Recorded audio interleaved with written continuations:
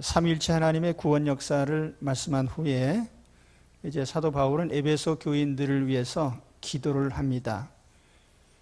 이 전체적인 문장을 보면은 15절 16절에는 바울의 감사의 기도가 담겨 있고 17절에서 그 이하의 끝절까지는 바울의 탄원, 에베소 교인들을 위해서 구한 내용이 들어 있습니다.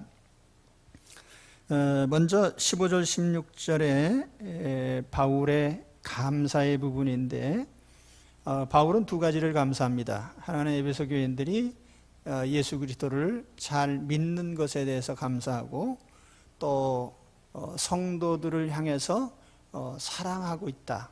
성도들을 사랑하는 것, 이 두 가지를 감사를 합니다. 예수님께 대한 믿음, 성도를 향한 사랑. 우리가 하나님을 대하는 영원한 덕목은 믿음이죠. 그리고 우리 성도들을 향한 최고의 덕목은 사랑입니다.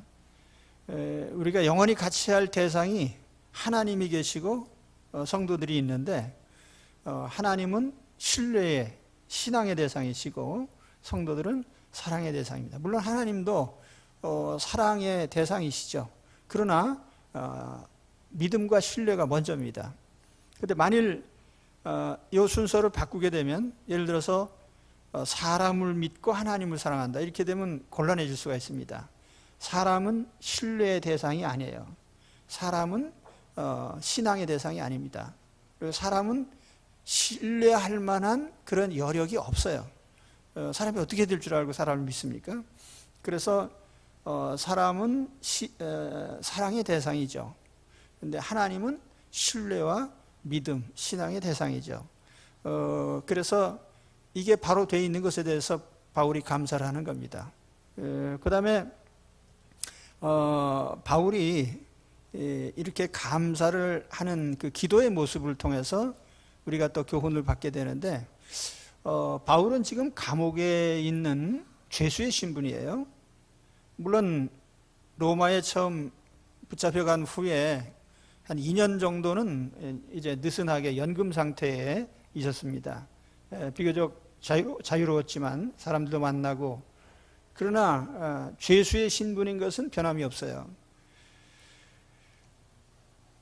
어떻게 보면 이 죄수의 신분이라고 하면은 인간적으로 보면 최악의 환경이죠. 신체의 자유가 없고 또 거주가 제한되어 있고 어떤 표현도 마음대로 못하고 그런 아주 극도로 나쁜 환경이죠. 언제 죽을는지 알 수도 없고. 자, 이런 환경에서 바울은 기도하고 있습니다. 감사하고 또 성도들 위해서 기도하고. 우리가 종종 나는 좀 기도할 환경이 되지 못해서 기도를 못합니다 이런 말을 하는데 기도하기 좋은 환경이 되기를 기다린다면 아마 늙어 죽을 겁니다. 언제 기도하기 좋은 환경이 오겠습니까? 그래서 우리가 바울같이 비록 옥중 생활을 하는 중에라도 기도하고 있는 여기 바울의 기도하는 모습이 두 가지 특징이 있어요. 하나는 지속적으로 또 규칙적으로 기도를 합니다. 바울의 편지에 보면 항상 기도하고 있는 모습이 나와요. 최악의 환경이 있지만 기도는 지속적이고 규칙적으로 하고 있다. 또 한 가지는 바울의 기도가 언제나 자신을 향한 게 아니라 성도들을 향한 기도입니다. 물론 바울 자신을 위해서 기도하라면 할 게 많죠. 하나님, 내가 복음 전도하다 갇혔으니 좀 나를 풀어주십시오. 내가 신체적으로 힘드니 나를 좀 어떻게 자유롭게 해주세요. 내가 병들었으니 고쳐주세요. 뭐 여러 가지 자기 신상에 관한 걸 구할 수 있는데 오히려 바울은 그런 것보다는 항상 자기가 전도했던 그 교회들, 성도들을 위해서 항상 기도를 해요. 바울의 편지에 보면은 그 성도들을 향한 기도가 항상 앞에 나옵니다. 내가 너희들을 위해서 이렇게 기도하고 있다. 오늘 우리가 기도해야 될 이유는 내 자신 신상 문제에도 있지만 사실은 우리 믿음의 형제들과 가족들을 위해서 항상 우리는 기도해야만 되는 거죠. 그러니까 나를 위해서 기도하는 게 아니라 내가 함께한 그 성도들을 위한 기도예요. 이게 바울의 기도의 모습이에요. 항상 감사하고 또 감사하는 중에 자기 자신도 있지만은 성도들 위해서 늘 규칙적으로 또 지속적으로 기도하는 이런 모습을 보면서 오늘 우리가 이 바울이 기도한 이것이 기도 생활의 가장 정형이다. 이런 기도의 삶이 있으시기를 축원합니다. 그다음 두 번째 부분은 바울이 이제 에베소 교인들을 위해서 무엇을 이루어 주실 기도했냐면은 지혜와 계시의 영을 주사 하나님을 알게 해달라. 그 바울의 탄원 내용은 단어 하나로 줄이면은 알미라는 거예요. 알게 해달라. 바울의 기도의 핵심은 알게 해달라는 거예요. 알게 하시고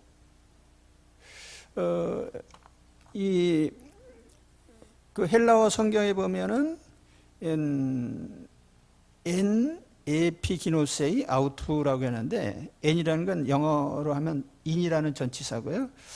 에피그노세이라고 하는 것은 지식이란, 날리지라고 하는 지식이란 단어고 아우투라는 말은 그라고 하는 대명사입니다.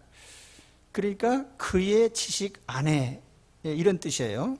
직역을 하면은 하나님을 안다는 단어를 에피그노시스라는 말을 쓰는데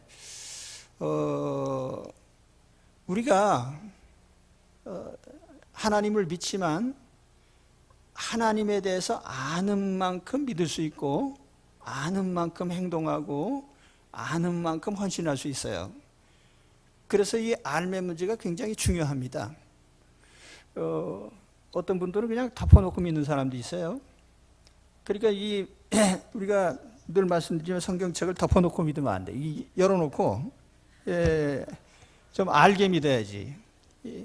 우리는 계시를 믿는 사람들 아니에요? 뭔가 알아야 될 거 아니에요. 하나님에 대해서. 그런데 여기 알미라고 하는 단어가 이제 단순히 그 그노시스라고 하는 지식이라고 하는 그 단어가 아니고 거기에 에피라고 하는 접두사가 또 붙어 있어요. 그러니까 에피그노시스 그러면은 어떤 교감을 통해서 아는 거예요. 교류를 통해서 아는 거예요. 그래서 이 에피그노시스가 구약 성경에 안다고 하는 히브리 단어가 야다라는 단어가 있습니다. 그 야다라는 단어를 번역할 때 헬라어 성경에 에피그노시스. 그러니까 이 단어가 어디에 쓰이냐면은 여자가 처녀가 결혼을 해서 남자를 알게 됐다. 그때는 그 성관계를 의미하는 거예요. 그러니까 부부가 그렇게 밀접하게 관계를 맺고 서로 교감을 가지고 교류를 하듯이 그렇게 서로를 아는 거예요. 인격적으로. 그게 알미예요. 우리가 성경을 보면 뭐 지식적으로 뭐 하나님은 삼위일체 하나님이다. 예수님께서 뭐 이렇게 하셨다. 그 많은 정보들이 있는 거예요. 정보를 아는 것이 우리가 하나님을 아는 게 아니에요. 하나님 아는 것은 하나님과의 인격적인 교류가 있고 그것을 통해서 하나님을 알게 되는 거죠. 근데 이러한 하나님과의 인격적인 교류를 통해서 하나님을 알게 되는 것이 과연 세상 사람들에게 가능한 일인가? 불가능해요.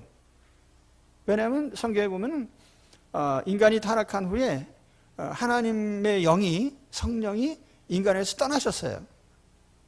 그렇기 때문에 원천적으로 사람들은 하나님을 알 수 있는 그 여력이 없어졌습니다.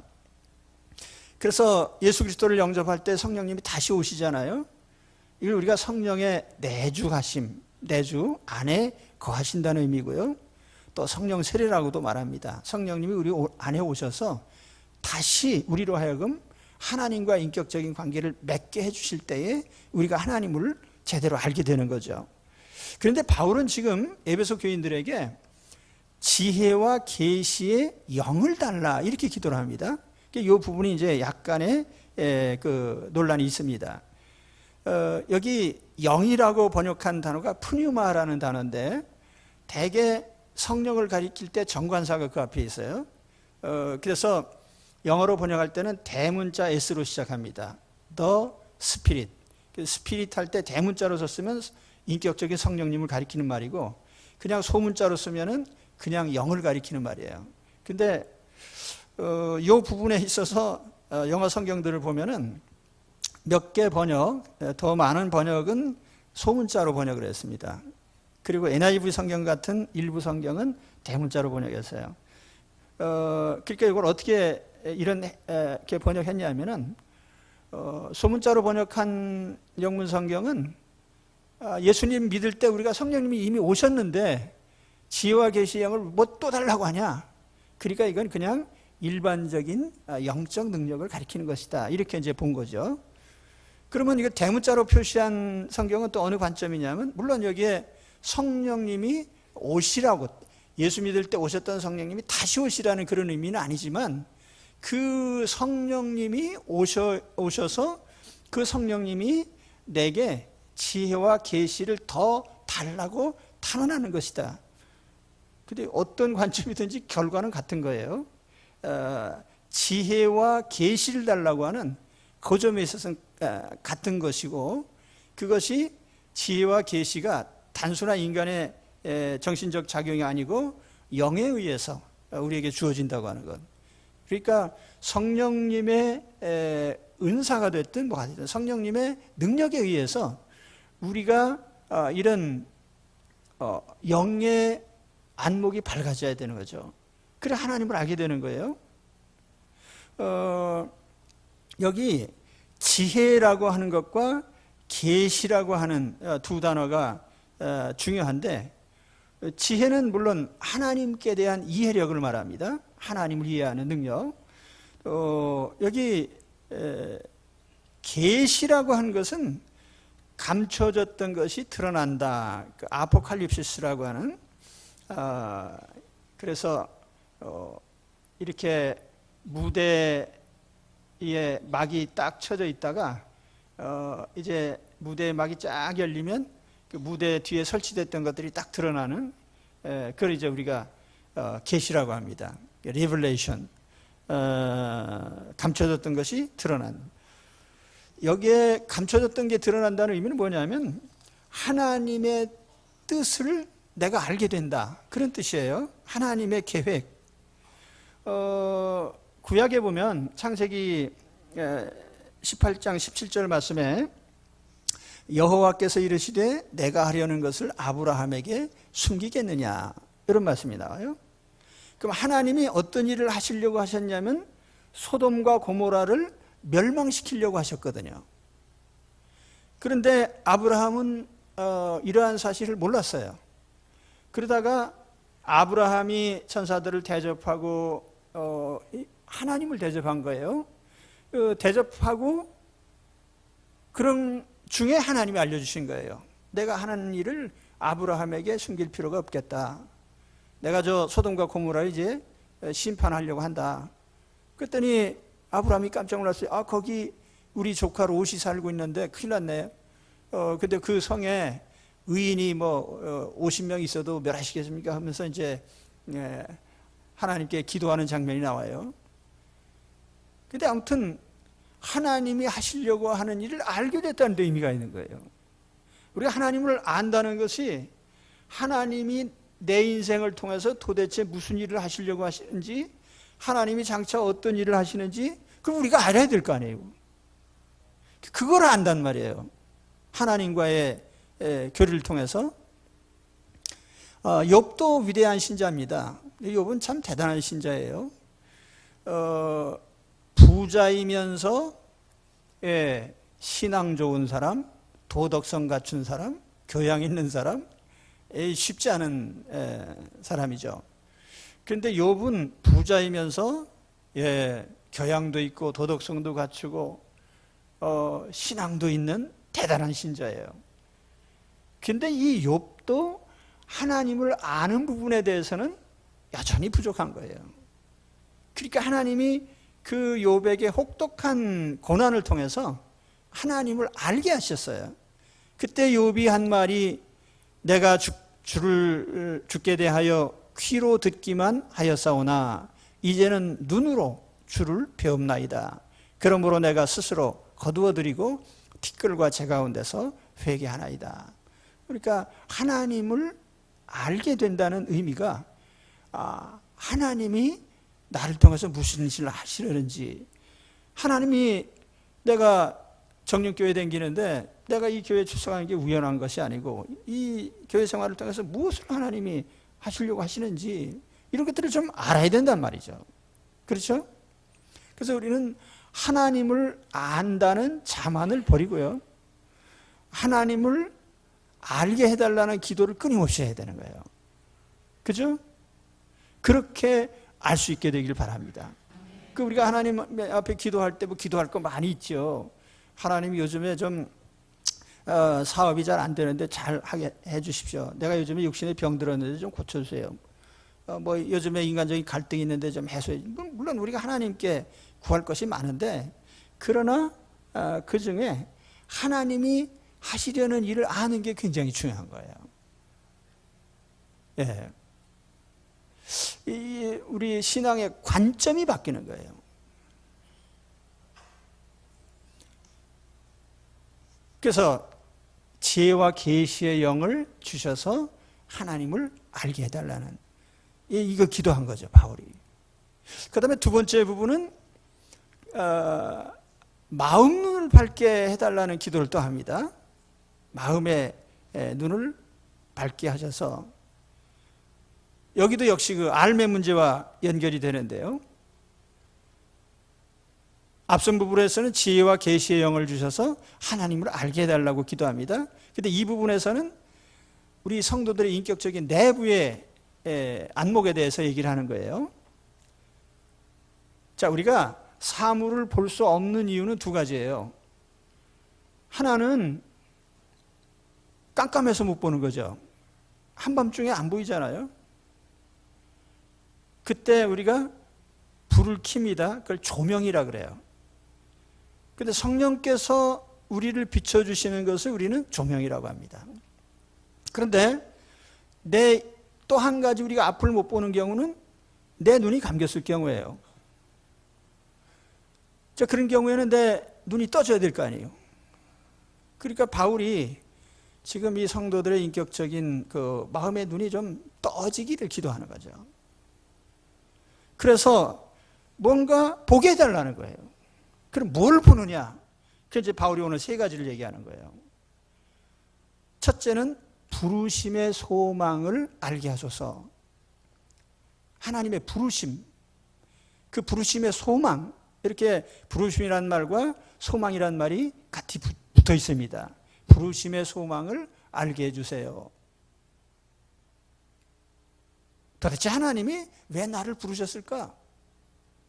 내가 하나님에 대해서 뭘 기대하면 좋을까? 그것을 알게 해달라는 거죠.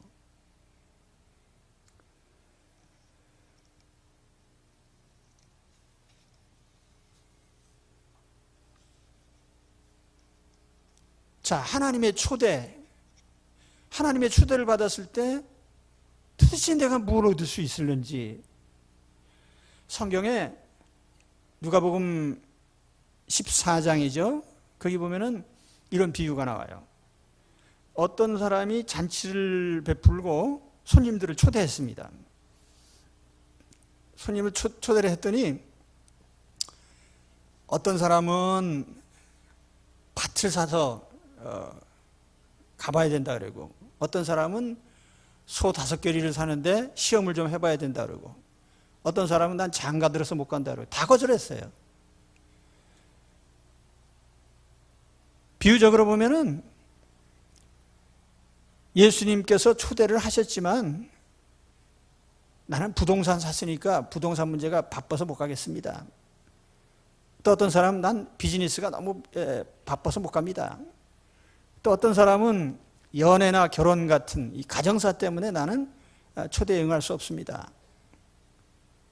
초청받았다고 다 오는 게 아니고 마음 눈이 열려서 주님이 뭘 주려고 날 초대했는지를 안다면 다른 거 다 거절하고 갈 거 아니에요.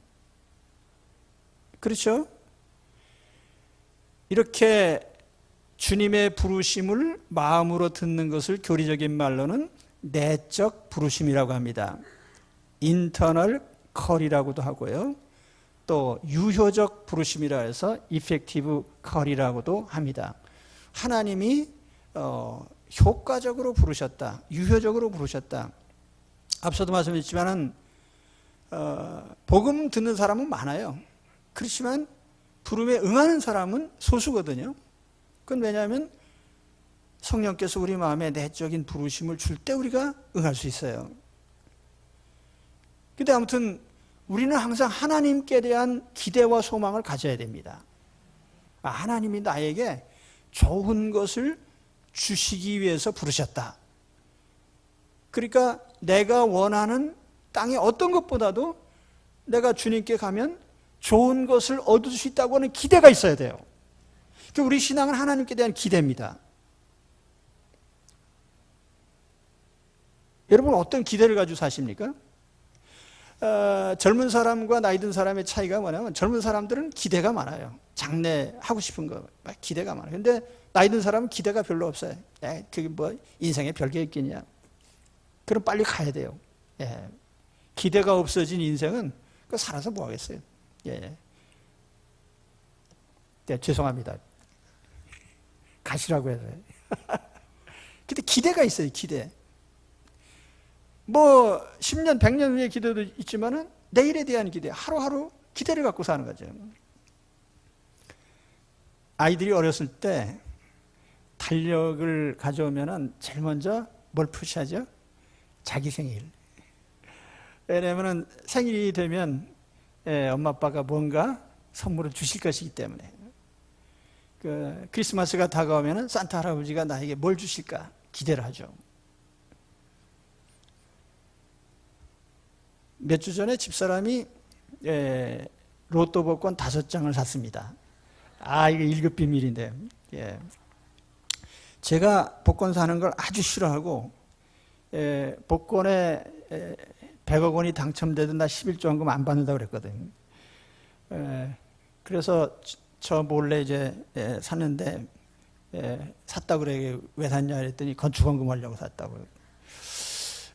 그래서 저도 이제 생각하기를 하나님 혹시 또 목적이 선하시니까 목적이 선하니까 혹 응답해 주실지도 모르겠다. 근데 제가 뭘 말씀드리려고 하는 거냐면은 그 얘기 듣고 나서 발표 날이 기대가 되는 거예요. 이런 터무니없는. 근데 며칠 상관이지만 그 기대감이 상당했던 거예요. 하나님이 뭘 또 이루어 주실지 모르겠다. 사람은 안 믿지만 하나님이 뭐 복권 당첨할 확률이요.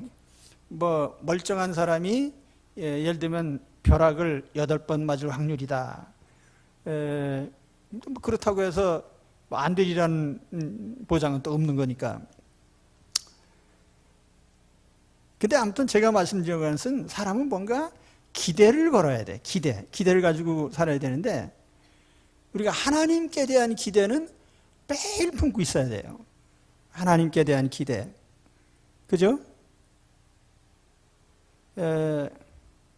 하나님께 대한 기대를 갖고 계십니까? 내일이 되면 하나님이 나에게 더 좋은 거 주시리라. 그죠? 많은 분들이 그래요. 은퇴 후에는 기대보다는 걱정이 된다는 거예요. 그 날들을 어떻게 보낼까? 저는 아직까지는 걱정보다는 기대가 많습니다. 그때가 되면은 내가 어떻게 나에게 주어진 시간들을 보낼 수 있을까? 무엇을 할까에 대한 많은 기대가 있습니다. 왜냐하면 항상 매여 살았기 때문에 매임에서 풀려날 때 내가 뭘 할 수 있을 것인가, 뭐 글을 쓸 것인가, 내가 하지 못했던 걸 뭘 정리할 것인가, 뭐 여러 가지. 근데 아무튼 우리는 하루하루에 대한 기대감이 있어야 돼요. 그죠? 아프면 어떡하나, 뭐 또 돈 떨어지면 어떡하나, 이런 삶이 아니라 하나님이 그때 내게 무엇을 주실까? 그러니까 사람에 대한 게 아니라 하나님에 대한 기대예요. 하나님은 그걸 좋아하셔요. 그렇죠? 전도서에 보면은 해 아래는 새 것이 없다고 그랬습니다. 사람이 뭐 암만 새 것이라고 해도 새 것이 아니에요. 여러분 영어 단어에 new라는 거 있잖아요. new 혹은 라틴어로 neo. 네오가 붙은 것이나 뉴가 붙은 것이 뭐 사상이 됐든 뭐 트렌드가 됐든 간에 지나고 나면 다 올드예요, 그게. 그러니까 해 아래 인간이 하는 것 중에 뉴는 없어요. 새 것은 없어요. 그런데 하나님은 항상 새 것을 주실 수 있는 분이에요. 아무도 아멘을 안 하시네, 이거예요. 하나님은 항상 새 것을 주실 수 있어요. 그러니까 어떤 분이 그런 질문을 해요. 목사님, 천국에 가도 뭐 기대를 할 게 있겠습니까? 믿음, 소망, 사랑 이 세 가지는 항상 있을 것인데 이 말이 나오는데, 그러면 천국에 가도 미래에 대한 기대를 해야 됩니까? 소망을 가져야 됩니까? 천국에는 모든 게 다 보장되는데, 평안하고 전쟁도 없고 다 편안하고 그런데 거기서 뭘 기대합니까? 근데 답은 기대해야 돼요. 하나님은 항상 새로운 것을 주시는 분이니까 하나님께 대한 기대감을 갖고 사셔야 돼요. 그래서 바울이 오늘 그걸 기도하는 겁니다. 아마 그 뒤에 이어지는 문맥에서 본다면 하나님이 하나님의 교회를 통해서 무슨 일을 이루시려는지, 장차 천국을 어떻게 이루어 가시려는지 그 하나님에 대한 기대감을 갖고 사는 거예요, 바울이. 오늘 우리에게도 그런 소망, 하나님의 부르심의 소망을 알기를 원합니다. 그 두 번째 바울이 구한 것은 기업의 영광의 기업의 풍성함. 기업이에요. 중요한 단어는 기업. 기업이란 말은 상속 재산을 의미합니다. 하나님이 주시는 상속 재산인데, 상속 재산이라고 하는 의미는 계속 이어간다는 의미거든요. 성경에 기업이란 말이 붙은 게 몇 가지 있는데, 하나님이 이스라엘에게 가나안 땅 주실 때 이거 너희의 영원한 기업이다, 팔지도 말고 신년이 되면 되돌려줘라. 그래서 가나안 땅이 가지는 영적인 의미는 천국이거든요. 가나안 땅, 그 우리 기업이에요. 천국, 그 우리 영원한 기업이에요. 하나님은 하나님 자신에 대해서 또 기업이라는 말을 붙이셨어요. 레위인들이나 제사장들에게는 어떤 땅을 분배해 주지 않으셨거든요. 그 대신에 내가 너희의 기업이 되어주겠다, 이 말씀하셨습니다. 우리 성도들에게 있어서 기업이라고 하는 것은 천국이 우리의 기업이고 하나님이 우리의 기업이에요.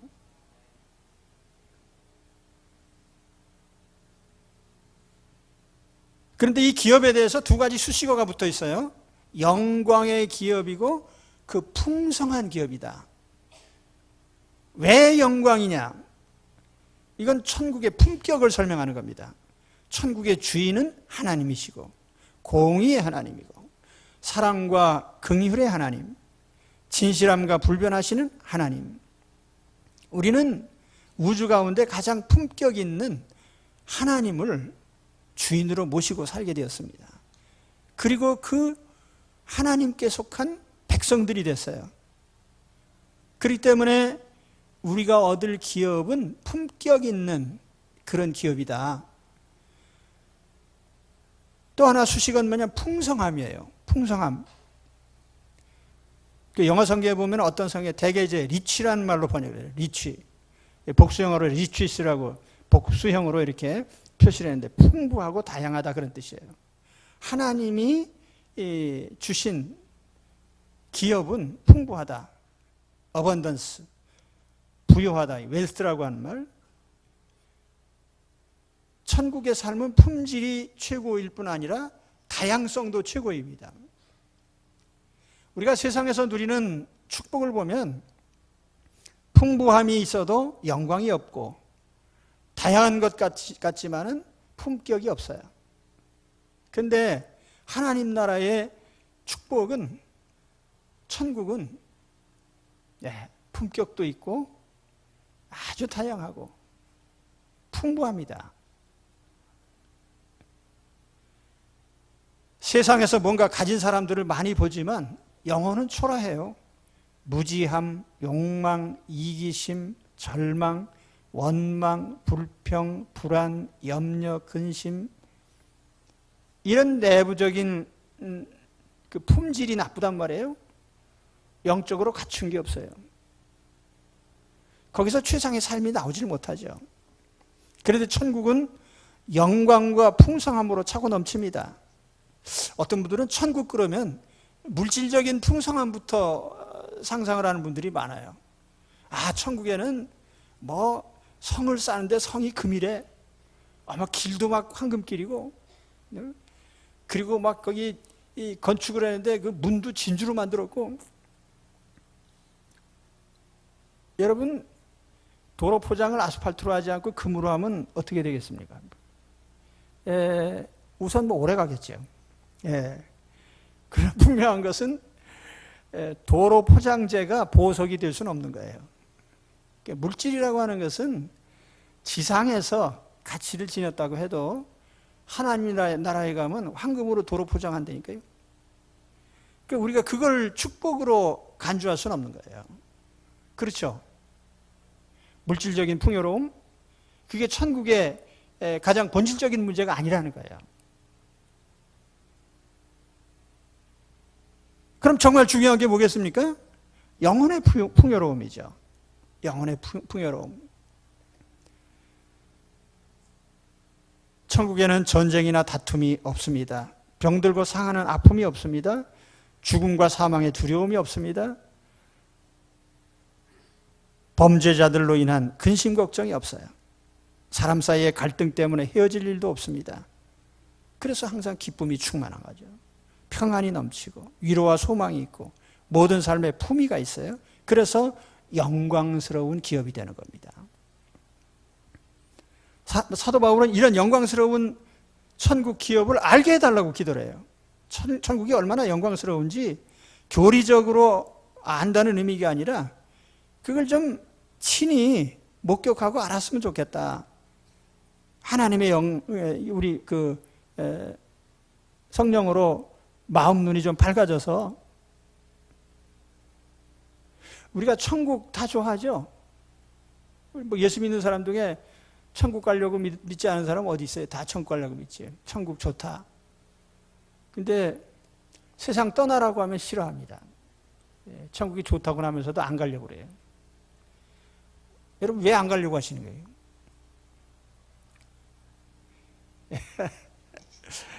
가고는 싶은데 조금 더 있다가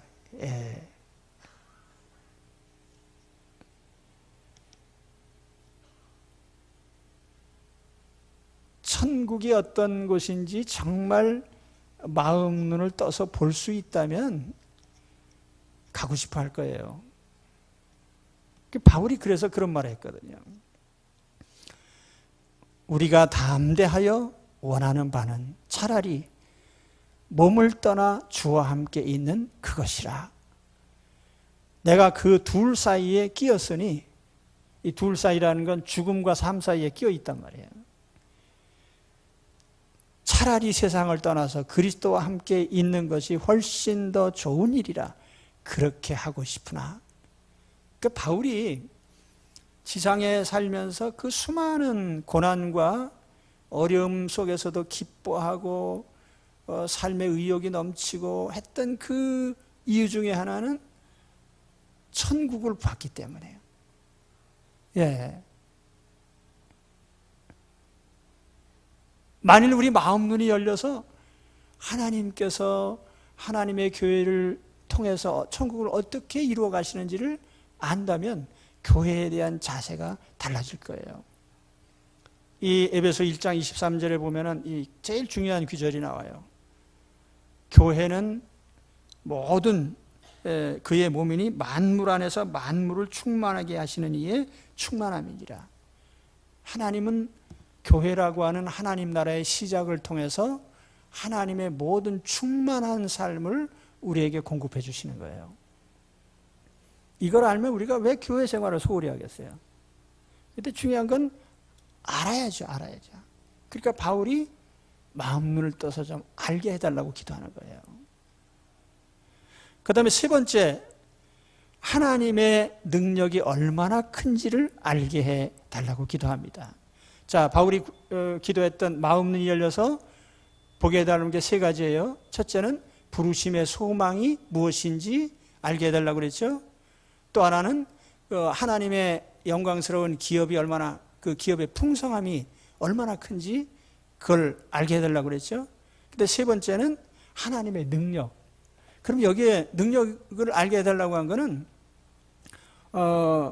그냥 뭐 우주 창조의 능력을 알게 하소서 이런 막연한 게 아니라 나를 통해서 약속하신 것을 어떻게 이루시는지, 그 하나님의 계획을 나를 통해서 이루어 가시는, 내 인생에 이루어지는, 그걸 하나님이 얼마나 능력 있게 이루시는지를 알게 해달라는 거예요.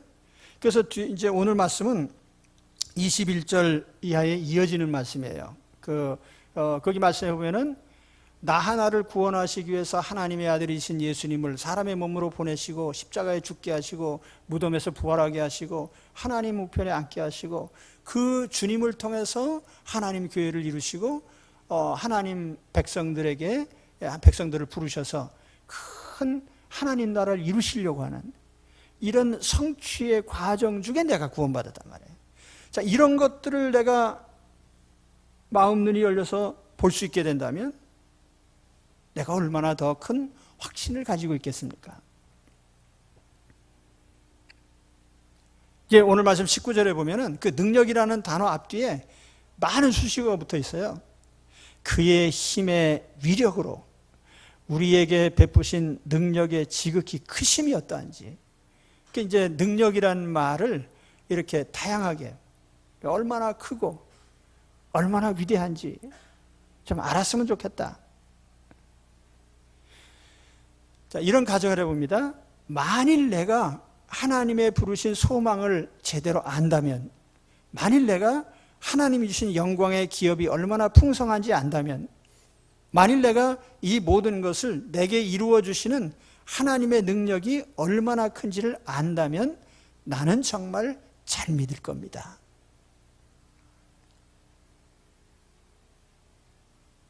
어떤 일이 다가와도 담대하게 참고 견디면서 고난과 시련을 기꺼이 당하면서 기쁨을 잃지 않고 항상 모든 사람을 섬기면서 하나님 나라를 세우는 일에 몸과 마음을 바칠 것입니다. 만일 이런 것들을 한다면.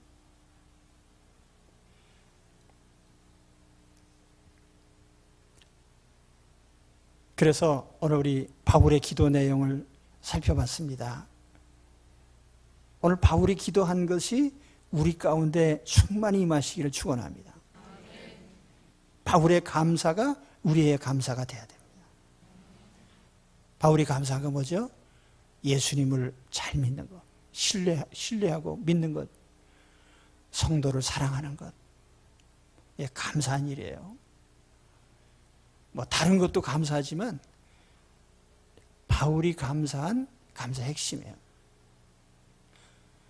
또 바울은 오늘 우리에게 지혜와 계시의 영을 주셔서 하나님을 잘 알게 되기를 기도하고 있습니다. 오늘 그렇게 되시기 바랍니다. 또한 우리 마음 눈이 떠져서 하나님이 나를 왜 부르셨지? 부르심의 소망, 하나님의 기업이 얼마나 풍성하고 영광스러운지 그걸 알게 되기 바랍니다. 그리고 이런 것을 이루시는 하나님의 능력이 얼마나 큰지를 알게 해주시기를 기도합니다. 바로 이런 바울의 기도대로 우리 속에 이루어지시길 주의 이름으로 축원합니다. 기도하겠습니다.